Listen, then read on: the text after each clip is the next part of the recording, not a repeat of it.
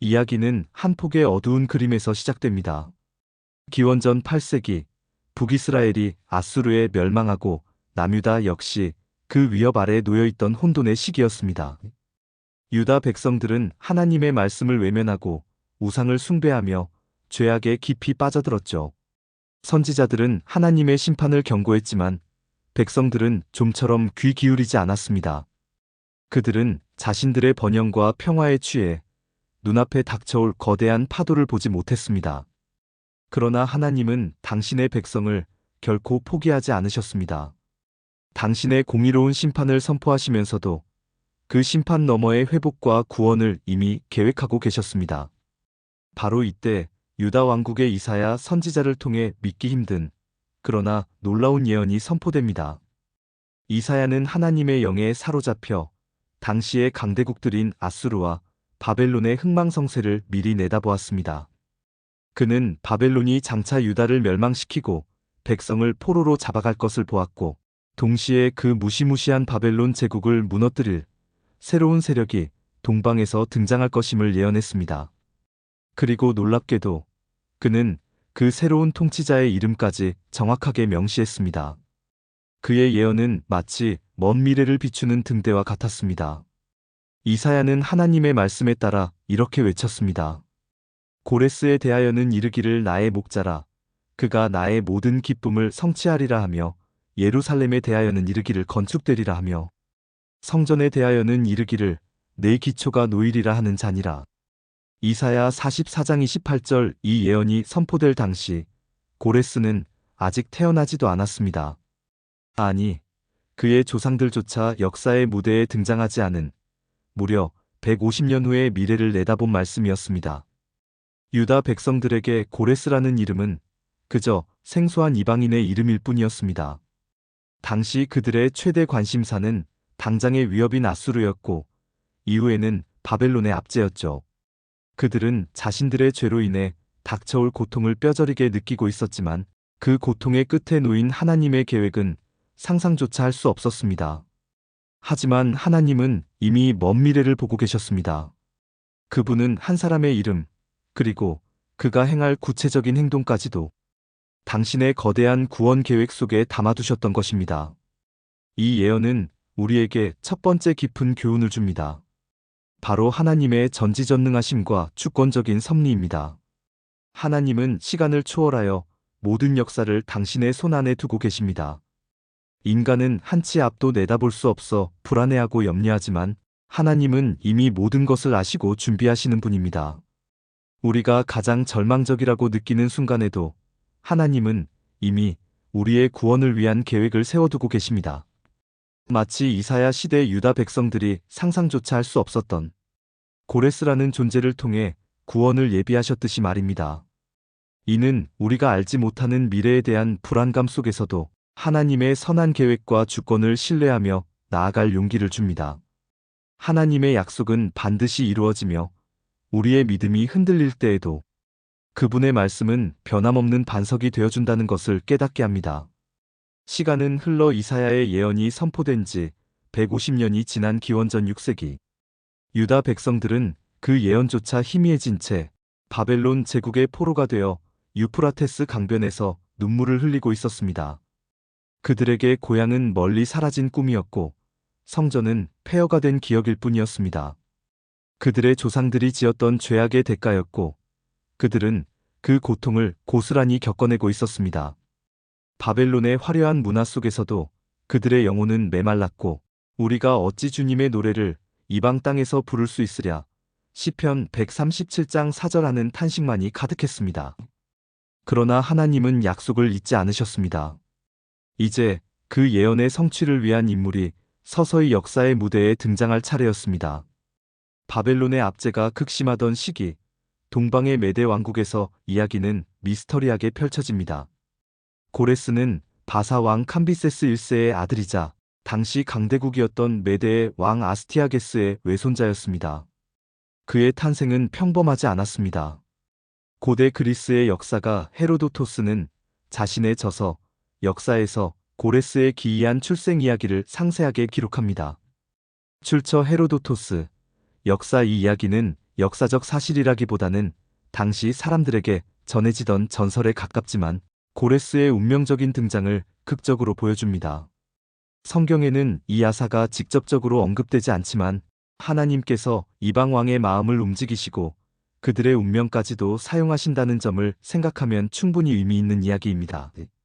아스티아게스 왕은 꿈을 꾸었습니다.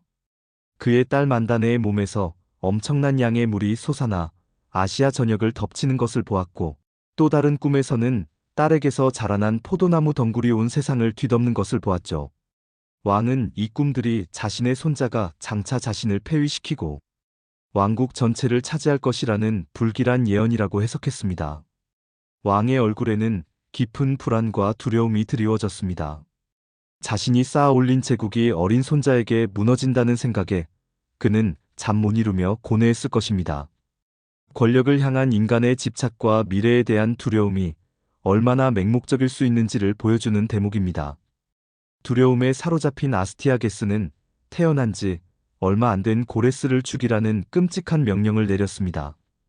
그는 자신의 충신인 하르파고스에게 아기를 광야에 버려 죽게 하라고 지시했습니다. 왕의 명령은 거부할 수 없는 것이었습니다. 하르파고스는 왕의 잔인함에 전율했지만 동시에 명령을 거역할 수 없다는 현실에 무력감을 느꼈습니다. 그의 마음속에는 양심의 가책과 함께 왕에게 보복당할지 모른다는 두려움이 복잡하게 얽혀 있었을 것입니다. 그러나 그는 차마 핏덩이 같은 아기를 직접 죽일 수 없어 자신의 양치기인 미트라다테스에게 고레스를 맡겨 죽이도록 했습니다. 그러나 하나님의 섭리는 인간의 악한 의도를 뛰어넘습니다. 양치기 미트라다테스의 아내 역시 마침 아들을 낳았다가 죽은 상태였습니다. 갓난아이를 품에 안은 그녀의 눈에는 고레스의 순수한 얼굴이 비쳤고 그녀는 자신의 죽은 아들과 고레스를 바꾸어 키우기로 결심했습니다. 양치기 부부의 마음속에는 생명을 살리려는 따뜻한 마음과 함께 왕의 명령을 어겼을 때 닥쳐올 처벌에 대한 두려움이 교차했을 것입니다. 그러나 그들은 결국 생명을 택했고 고레스는 자신이 왕의 후손이라는 사실을 모른 채 평범한 양치기의 아들로 자라났습니다. 그는 들판을 뛰어다니고 양들을 돌보며 자신에게 어떤 위대한 운명이 기다리고 있는지 전혀 알지 못했습니다. 이 야사는 우리에게 중요한 성경적 교훈을 던집니다. 바로 인간의 어떤 계획이나 시도도 하나님의 뜻을 좌절시킬 수 없다는 것입니다. 아스티아게스 왕은 자신의 두려움 때문에 손자를 죽이려 했지만 하나님은 그 계획을 뒤엎으셨고 오히려 그를 살리심으로써 더 큰 그림을 그려가셨습니다. 우리의 삶에서도 때로는 감당하기 힘든 고난이나 예상치 못한 반대에 부딪힐 수 있습니다. 그러나 고레스의 이야기처럼 그 모든 것 속에서도 하나님의 뜻은 흔들림 없이 진행되고 있음을 기억해야 합니다. 우리에게는 좌절처럼 보이는 순간이 사실은 하나님의 더 큰 역사를 위한 준비 단계일 수 있습니다. 우리는 인간의 한계를 인정하고 모든 것을 주관하시는 하나님의 손길을 겸손히 신뢰해야 합니다.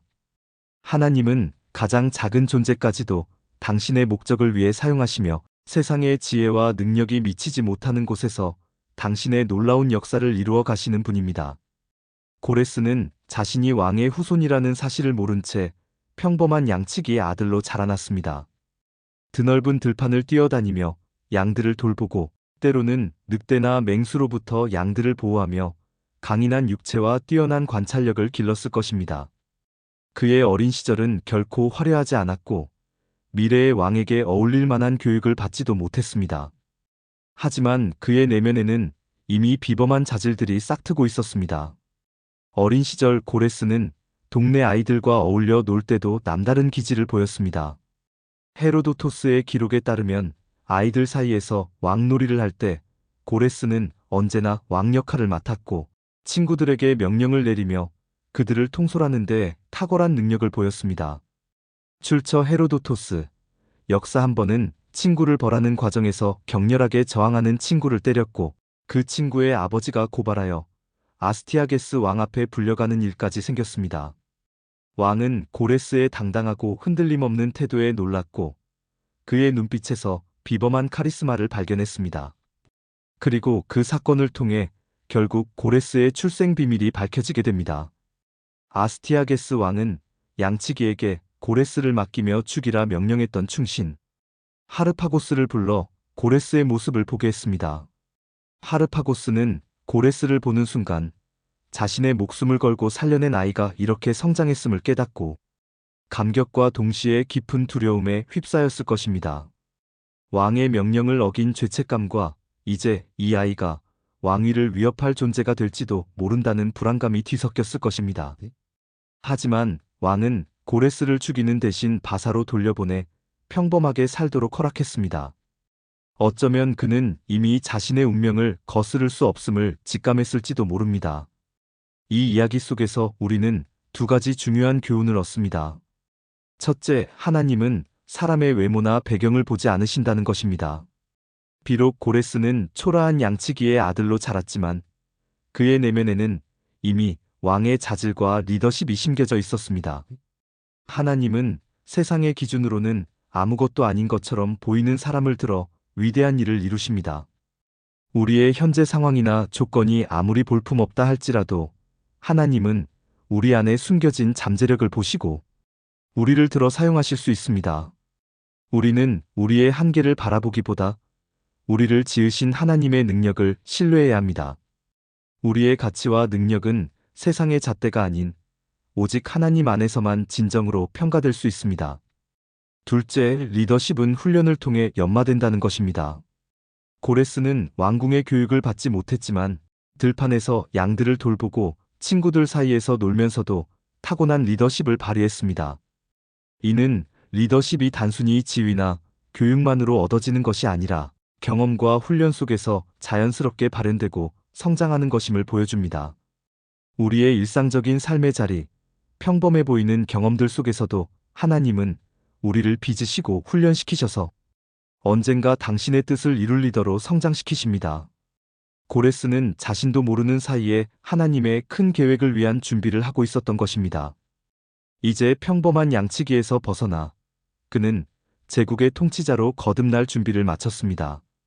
하나님은 때로 우리를 미지의 상황과 예측 불가능한 환경 속에 두시지만 그 모든 과정은 당신의 완벽한 계획 속에서 우리를 빚어가는 과정임을 믿어야 합니다.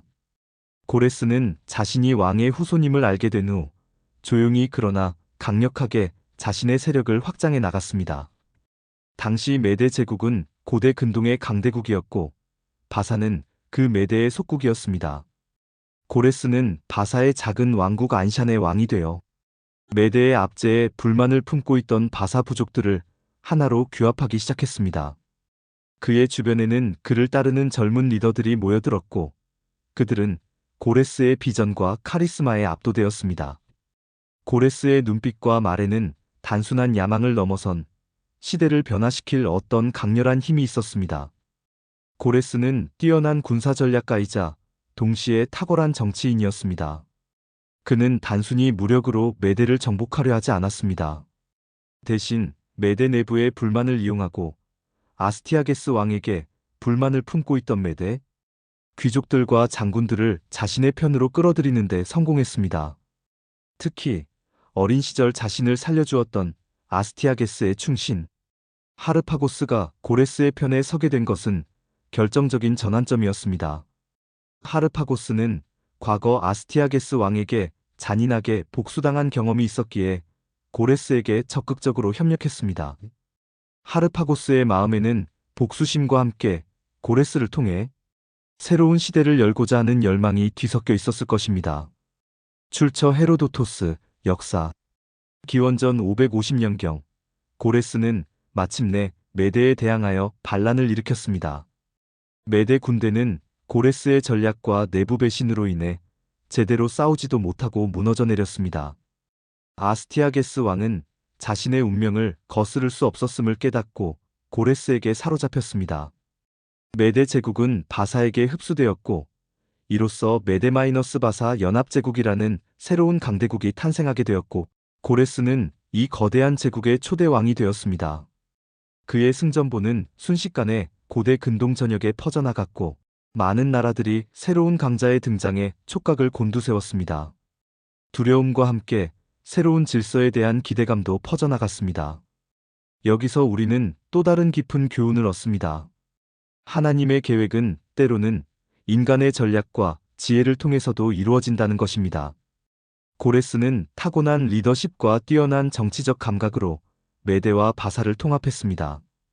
이는 하나님께서 당신의 뜻을 이루기 위해 특별한 은사와 능력을 가진 사람들을 사용하신다는 것을 보여줍니다.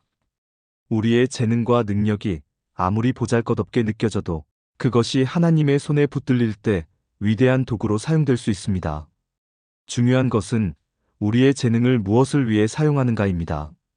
고레스는 자신의 능력을 제국 건설에 사용했지만 그 제국 건설은 결국 하나님의 백성을 해방시키는 통로가 되었습니다.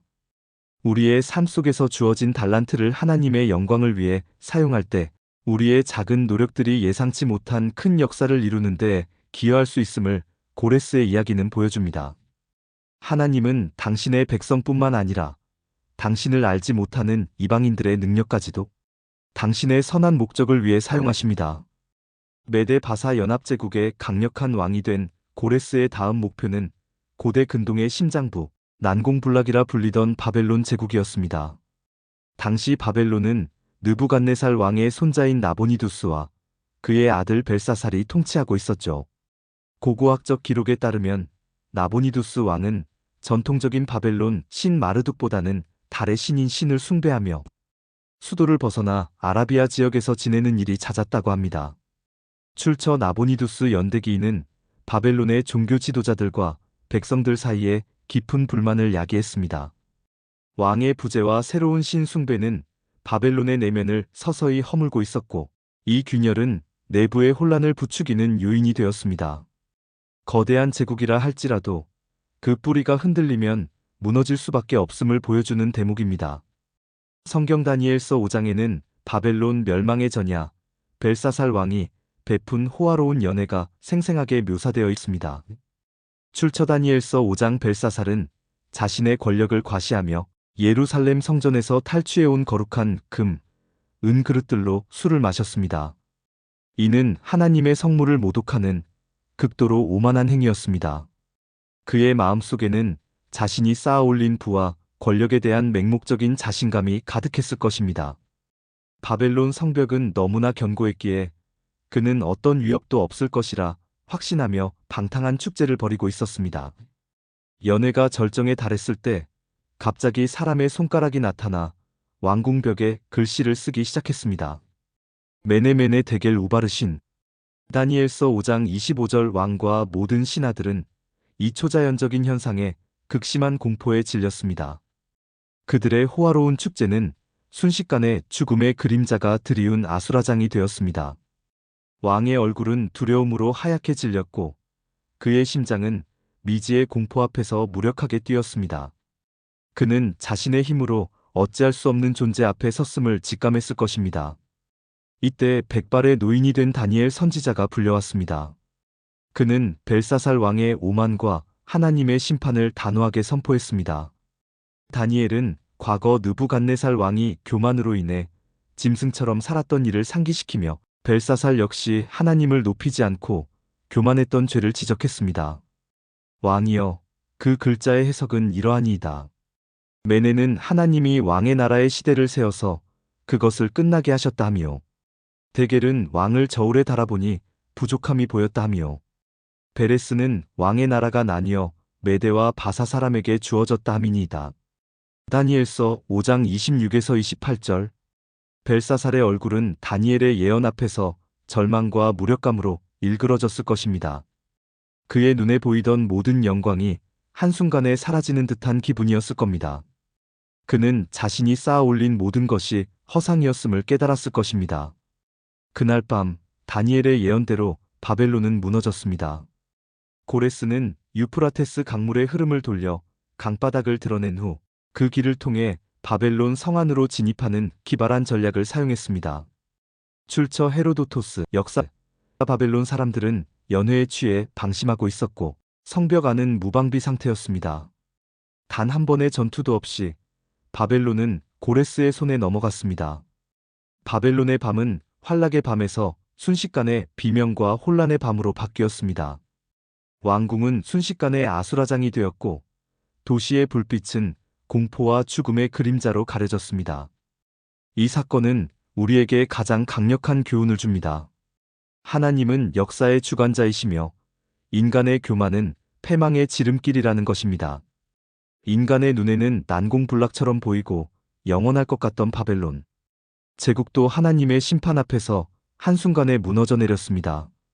벨사살 왕은 자신의 힘을 과신하며 하나님의 성물을 모독했지만 그 순간에도 하나님의 심판은 이미 그의 머리 위에 드리워져 있었습니다.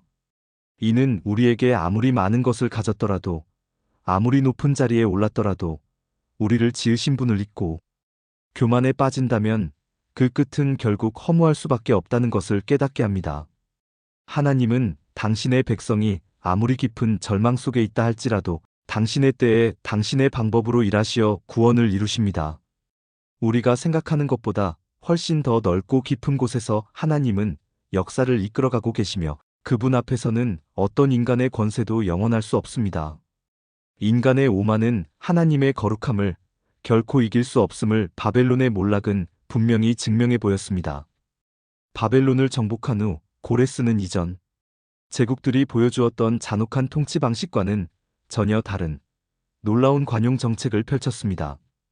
이전의 정복자들은 피정복 민족의 신들을 자신들의 수도로 가져와 굴복시키고 백성들을 강제 이주시켜 민족 정체성을 말살하려 했습니다. 이는 민족들로부터 끊임없는 반란을 야기하는 악순환을 불러왔죠.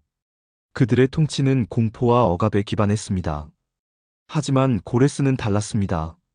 그는 정복지의 신앙과 문화를 존중했습니다. 그가 바벨론에서 발견되었다는 고레스 원통은 이러한 그의 통치 철학을 잘 보여줍니다. 이 원통에는 고레스가 여러 민족들이 각자의 고향으로 돌아가 자신들의 신을 섬기도록 허락했다는 내용이 새겨져 있습니다. 출처 고레스 원통, 대형 박물관 소장. 그는 단순히 힘으로 다스리는 것을 넘어 백성들의 마음을 얻는 것이 진정한 통치라는 것을 깨달았던 것입니다. 그의 통치 방식은 놀랍도록 현대적이었고 이는 페르시아 제국이 오랫동안 번영하는 기반이 되었습니다. 그의 이러한 지혜로운 결정은 단순히 인간적인 계산을 넘어선 하나님의 섭리 안에서 이루어진 것이었습니다.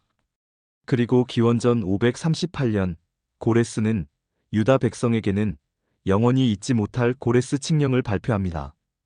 이 칙령은 바벨론의 포로로 잡혀있던 유다 백성에게 예루살렘으로 돌아가 성전을 재건하도록 허락하는 내용을 담고 있었습니다. 출처 에스라 1장 2에서 4절. 바사 왕 고레스는 말하노니 하늘의 하나님 여호와께서 세상 만국을 내게 주셨고 나에게 명령하사 유다 예루살렘에 성전을 건축하라 하셨나니 너희 중에 그의 백성된 자는 다 유다 예루살렘으로 올라가서 이스라엘의 하나님 여호와의 성전을 건축하라. 그는 예루살렘에 계신 하나님이시라.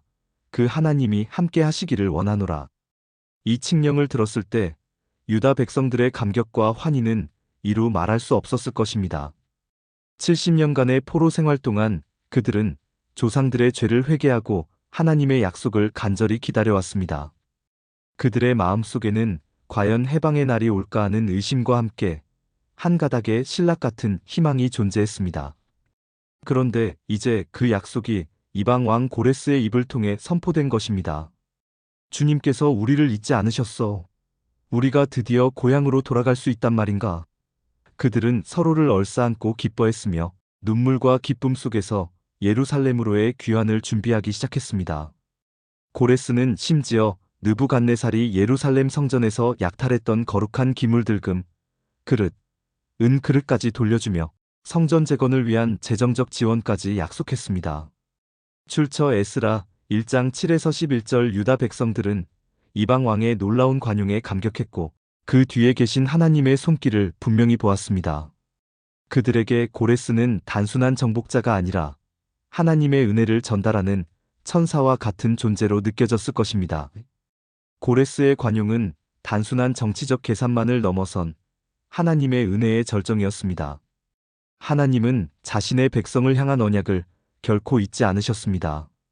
70년이라는 긴 포로 기간은 백성들의 죄에 대한 심판이었지만 동시에 회개와 정화를 위한 시간이었습니다. 그리고 그 시간이 찼을 때 하나님은 이방 왕 고레스를 통해 당신의 백성을 해방시키셨습니다. 이사야 선지자가 그가 태어나기 150년 전에 이미 그의 이름과 역할을 예언했듯이 고레스는 하나님의 거대한 계획 속에서 정확히 제자리를 찾아 움직인 거대한 퍼즐 조각과 같았습니다. 고레스에 대하여는 이르기를 나의 목자라 그가 나의 모든 기쁨을 성취하리라 하며 예루살렘에 대하여는 이르기를 건축되리라 하며 성전에 대하여는 이르기를 내 기초가 놓이리라 하는 자니라. 이사야 44장 28절 이 예언의 성취는 유다 백성에게 하나님 말씀의 신실성을 다시금 각인시키는 강력한 증거가 되었습니다. 여기에서 우리는 하나님의 놀라운 신실하심을 배웁니다. 아무리 상황이 절망적이고 길이 보이지 않는다 할지라도 하나님은 당신의 약속을 반드시 이루시는 분이며 우리의 눈에는 보이지 않는 방법으로도 당신의 계획을 성취해 나가십니다. 또한 때로는 이방인이나 전혀 예상치 못한 사람들을 통해서도 하나님의 뜻이 이루어질 수 있음을 보여주며 우리에게 열린 마음과 겸손함을 요구합니다. 우리는 하나님의 섭리가 우리의 생각보다 훨씬 크고 넓다는 것을 인정해야 합니다. 우리의 삶 속에서 겪는 모든 고난과 역경 속에서도 하나님의 숨겨진 뜻과 더 큰 계획이 있음을 믿고 인내하며 나아가야 합니다. 고레스의 바벨론 정복과 해방 칙령은 인간적인 관점에서 볼 때 놀라운 정치적, 군사적 승리였지만 성경적 관점에서는 하나님의 예언이 성취되고 하나님의 백성을 향한 구원의 서막이 열린 위대한 순간이었습니다. 이제 유다 백성은 꿈에 그리던 고향으로 발걸음을 옮기기 시작했습니다. 그들의 얼굴에는 피곤함 속에서도 감사와 새로운 소망이 가득했습니다. 고레스의 칙령에 따라 희망을 품고 예루살렘으로 돌아온 유다 백성들이었지만 그들의 귀환은 결코 순탄치 않았습니다. 스룹바벨의 지도 아래 약 5만 명의 백성이 먼저 귀환했고 그들의 발걸음은 희망으로 가득 찼지만 동시에 두려움과 불안감도 존재했습니다. 70년 동안 자신들의 땅은 이방인들에 의해 황폐해졌을 것이고 익숙했던 바벨론에서의 삶을 뒤로하고 모든 것을 새로 시작해야 했기 때문입니다. 그들은 폐허가 된 고향 땅을 보며 깊은 한숨을 내쉬었을 겁니다. 예루살렘에 도착한 귀환자들을 맞이한 것은 폐허가 된 도시와 잡초만 무성한 성전터였습니다. 한때 영광스러웠던 솔로몬 성전은 바벨론에 의해 완전히 파괴되었고 성벽은 무너져 내렸으며 거리는 텅 비어 있었습니다. 이 장면을 목격한 그들의 마음은 기쁨과 동시에 깊은 탄식으로 복잡했을 것입니다. 우리가 과연 이 폐허 위에서 다시 하나님의 성전을 세울 수 있을까? 하는 의구심도 들었습니다. 그들은 인간적인 힘으로는 너무나 버거운 현실 앞에 서 있었죠. 하지만 그들은 낙심하지 않았습니다. 가장 먼저 그들은 성전터에 제단을 쌓고 하나님께 번제를 드렸습니다. 출처 에스라 3장 2-3절. 이는 그들의 신앙 회복의 첫걸음이자 하나님의 인도하심에 대한 감사의 표현이었습니다. 비록 초라한 시작이었지만 그들은 예배를 통해 하나님의 임재를 다시 경험하고 새롭게 힘을 얻었습니다. 이들의 마음속엔 비록 작은 시작일지라도 하나님의 약속이 반드시 이뤄질 것이라는 굳건한 믿음이 자리 잡았습니다. 성전 재건 작업은 순조롭지 않았습니다. 예루살렘에 정착해 살던 사마리아인들을 비롯한 이방인들은 유다 백성의 성전 재건을 방해하기 시작했습니다. 그들은 자신들도 성전 건축에 참여하게 해달라고 제안했지만 유다 백성이 하나님의 성전은 오직 우리만이 지을 수 있다고 거절하자 적대적인 태도로 변했습니다. 그들은 바사 왕에게 거짓 보고서를 보내 유다 백성이 반역을 꾀한다고 모함했고 이로 인해 성전 건축은 한동안 중단되기에 이릅니다. 출처 에스라 4장 백성들은 좌절했습니다. 막대한 자원과 시간이 필요했고 외부의 방해와 내부의 낙심까지 겹쳤기 때문입니다. 그들은 우리가 하나님의 성전을 지을 때가 아직 이르지 못했다고 생각하며 자신의 집에만 신경을 쓰기 시작했습니다. 그들의 열정은 식어갔고 마음속엔 하나님이 정말 우리와 함께 하시는가? 라는 의구심이 피어올랐을 겁니다. 바로 이때 하나님께서는 선지자 학개와 스가랴를 보내 백성들을 격려하고 책망하셨습니다. 학개 선지자는 너희가 판벽한 집에 거할 때에 이 성전은 황폐하였거늘 이것이 옳으냐? 학개 1장 4절라고 일침을 가하며 하나님의 집을 먼저 세울 것을 촉구했습니다. 그의 목소리는 나태해진 백성들의 마음을 꿰뚫었습니다. 스가랴 선지자는 힘으로 되지 아니하며 능력으로 되지 아니하고 오직 나의 영으로 되느니라. 스가랴 4장 6절라고 선포하며 오직 하나님의 능력으로 성전이 완성될 것임을 약속했습니다. 이 선지자들의 강력한 메시지는 백성들의 마음을 움직였습니다. 그들은 다시금 용기를 얻고 성전 재건을 재개했습니다. 심지어 다리오 왕 때 바사 제국의 기록 보관소에서 고레스의 칙령이 재발견되면서 성전 건축은 공식적인 왕의 지원을 다시 받게 됩니다. 출처 에스라 6장 하나님은 당신의 말씀을 통해 백성들의 마음을 다시 일으키시고 이방 왕의 마음을 움직이셔서라도 당신의 뜻을 이루어 가셨습니다. 많은 어려움과 중단 끝에 기원전 516년 마침내 두 번째 예루살렘 성전이 완성되었습니다.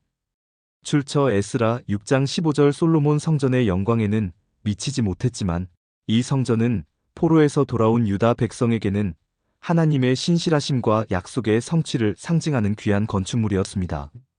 성전 봉헌식은 큰 기쁨과 함께 드려졌습니다. 백성들은 하나님께 감사와 찬양을 올렸고 다시금 자신들이 하나님의 선택받은 백성임을 확인했습니다.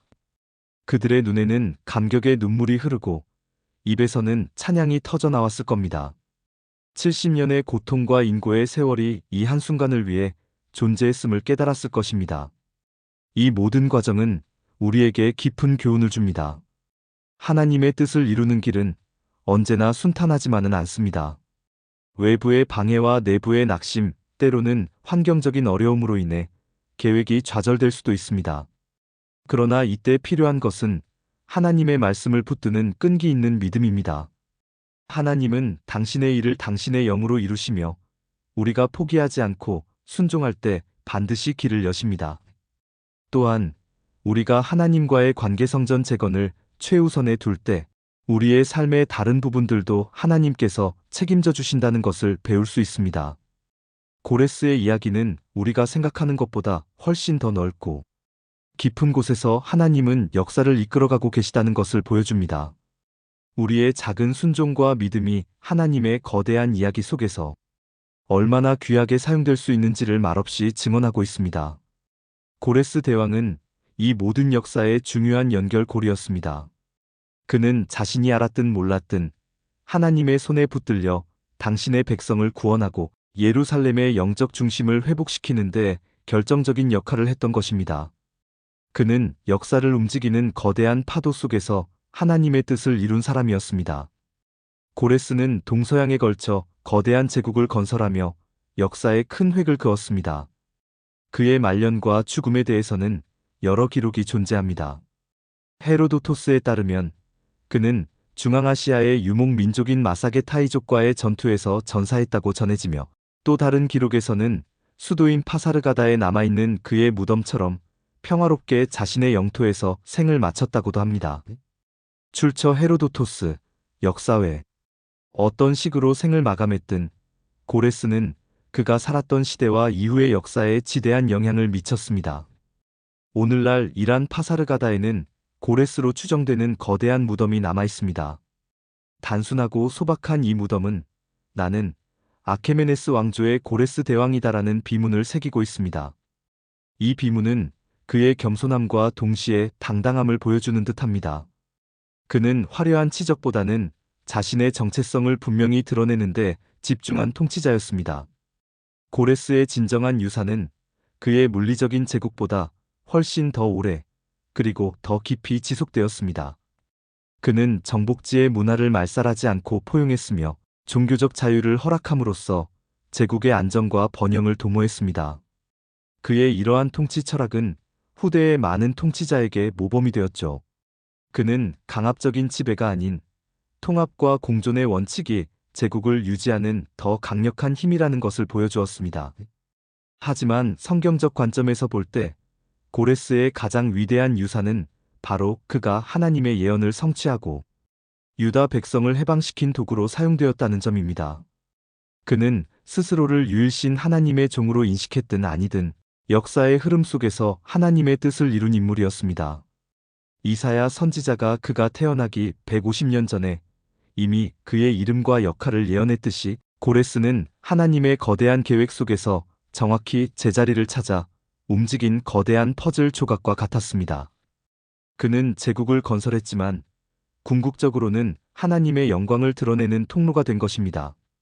고레스 대왕의 이야기는 그가 살았던 먼 시대를 넘어 오늘날 우리에게도 여전히 살아있는 메시지를 던집니다. 첫째, 하나님의 주권과 역사의 통치자를 믿으라는 것입니다. 고레스는 자신을 하늘의 하나님 여호와께서 세상 만국을 자신에게 주셨다고 선언했습니다. 출처 에스라 1장 2절, 그는 이방 왕이었지만 역사의 큰 흐름을 움직이는 궁극적인 주권자는 하나님이심을 보여주었습니다. 이는 이 세상의 모든 권세와 통치 위에 계신 분이 바로 하나님이시다는 진리를 확증시켜줍니다. 아무리 강력한 제국도, 아무리 위대한 통치자도 하나님의 계획 밖에서는 존재할 수 없으며 하나님의 뜻을 거스를 수 없다는 것을 깨달아야 합니다. 우리의 삶에서 누가 우리의 주권자이며 누구의 뜻을 따라야 하는지를 끊임없이 되새기게 합니다. 둘째, 예측 불가능한 하나님의 일하심에 대한 신뢰입니다. 누가 상상이나 했을까요? 70년간 포로 생활을 했던 유다 백성을 해방시킨 자가 이스라엘의 하나님을 믿지 않는 이방 왕 고레스였다는 것을 말입니다. 이는 하나님께서 당신의 일을 이루시는 방식이 우리의 생각이나 기대를 훨씬 뛰어넘는다는 것을 보여줍니다. 하나님은 우리의 한정된 시야와 편견을 넘어 당신의 놀라운 지혜와 능력으로 일하십니다. 따라서 우리는 하나님의 일하심을 특정 방식에 가두지 말고 모든 가능성을 열어두고 그분의 손길을 기대해야 합니다. 우리의 작은 염려나 계획이 하나님의 거대한 섭리를 제한할 수 없음을 기억해야 합니다. 셋째, 관용과 포용의 리더십의 가치입니다. 고레스는 정복지에 대한 관용 정책을 펼쳤고 이는 그의 제국을 오랫동안 안정적으로 유지하는 힘이 되었습니다. 이는 다름을 인정하고 포용하는 것이 진정한 힘이 될 수 있음을 가르쳐줍니다. 오늘날 갈등과 분열이 심한 세상 속에서 고레스의 관용은 우리에게 화합과 상생의 중요성을 일깨워주는 소중한 지혜입니다. 교회와 공동체 안에서도 서로의 다름을 존중하고 포용하는 것이 얼마나 중요한지를 보여줍니다. 넷째, 약속 성취의 신실함입니다. 고레스의 칙령은 유다 백성에게 내려진 70년 포로 생활에 대한 예언 예레미야 29장 10절과 해방에 대한 예언 이사야 44장 28절이 성취되는 결정적인 순간이었습니다. 아무리 오랜 시간이 지나고 상황이 절망적이라 할지라도 하나님의 약속은 반드시 이루어진다는 것을 고레스 이야기는 증명합니다. 이는 우리의 삶 속에서 낙심할 때 하나님의 말씀과 약속을 굳건히 붙드는 것이 얼마나 중요한지를 알려줍니다. 하나님은 결코 당신의 말씀을 잊지 않으시며 당신의 백성을 향한 사랑과 신실함은 영원합니다. 고레스 대왕은 제국을 건설했지만 진정한 의미에서 그는 희망을 건설한 왕이었습니다. 그의 삶은 모든 권세와 통치 위에 계신 하나님의 위대함을 증언하며 오늘날에도 우리에게 깊은 울림을 줍니다. 우리는 고레스처럼 거대한 제국의 왕이 될 수는 없겠지만 우리의 삶 속에서 하나님의 도구가 되어 그분의 뜻을 이루어 나갈 수 있습니다. 작은 일이라도 믿음으로 행할 때 하나님은 그것을 통해 당신의 놀라운 역사를 써내려 가실 것입니다. 고레스의 이야기는 우리 모두에게 희망의 등불처럼 빛나며 어떤 환경 속에서도 하나님의 선한 계획이 우리를 인도하고 있음을 확증해 줍니다. 우리의 작은 순종과 믿음이 하나님의 거대한 이야기 속에서 얼마나 귀하게 사용될 수 있는지를 말없이 증언하고 있습니다.